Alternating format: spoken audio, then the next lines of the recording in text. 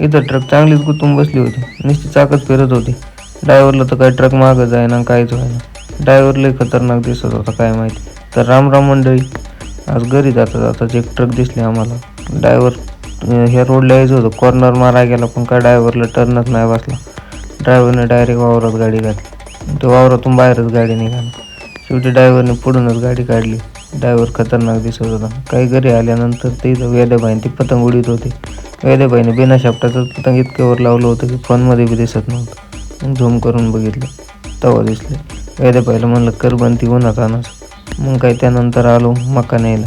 वेद्याबाई म्हणला मला घ्यायची. म्हणलं चल मग काय घेऊ घेऊन मका आपली. काय मका वगैरे आता घेऊन चाललोच होतो. तेवढ्यात आम्हाला सावकार दिसला. सावकारने कोटाणा करून ठेवला चांगला. सावकारचा अवजारच चालता चालता गळून गेला. सावकार म्हणला आता तर मीच बसवितो. म्हणलं बसव भाऊ, मला नको काय सांगू. सावकार म्हणलं बसू लागला का. मग काय सावकारला म्हणलं आता लागतो बस राहून दे, आता काय करतो. मग काय दिलं सावकारला अवजार वगैरे जोडून. सावकार मग गेला घरी. घरी गेल्यावर सावकार डायरेक्ट गुरांचं खाणं करायला व्यस्त होता. सावकारला उचलला. गेलो सावकारला म्हणलं चल फिरून आणू तुला. वेद्याबाई कटाळा होता. वेद्याबाईला म्हणलं चल मग काही गेलो आम्ही फिरायला बाहेर.